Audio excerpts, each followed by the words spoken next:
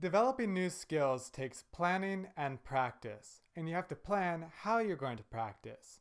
And there are two basic ways you can practice. You can either try to integrate the skill into your everyday life, or you can have dedicated training sessions. Now, obviously, you should be trying to find ways to integrate the skill into your everyday life, or else why learn the skill?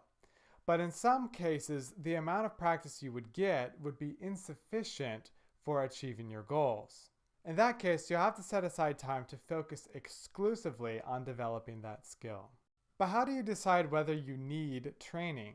When is it enough to simply integrate the skill into your life? First of all, you must have realistic expectations. Let's say you want to increase your typing speed. You might be tempted to set a goal for 100 words per minute. But ask yourself, do you really need to type at 100 words per minute? Would 60 be enough?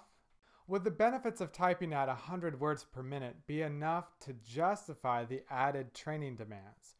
Now, the answer to that is up to you and your circumstances, but by having realistic expectations, you can use your scarce resources more efficiently. The next step is to figure out how to meet those expectations, whether using the skill every day will be enough, or whether you will need some kind of training program. There are three factors to take into consideration: time, intensity, and exposure. Time. All skills take time to improve. Bowling once per month isn't going to do you much good. If you want to improve, you should bowl at least once per week.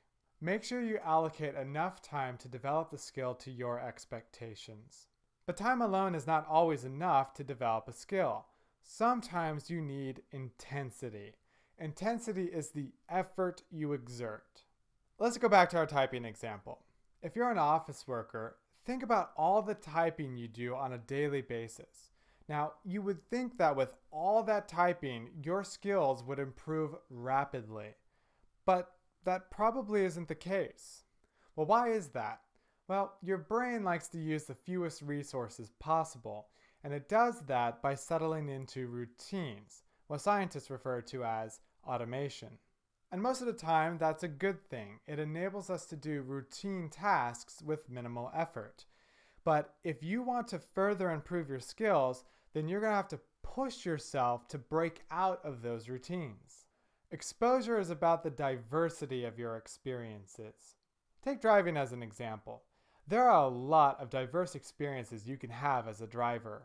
There's driving in urban, suburban, or rural areas, in good weather and bad, with manual or automatic transmissions, and various models of sedans, vans, and trucks. An experienced driver is someone who's had a lot of exposure. So how do you decide whether you need a training program? Well, here's the principle. Develop a training program if your ordinary life cannot provide enough time, intensity, or exposure to develop the skill to your expectations.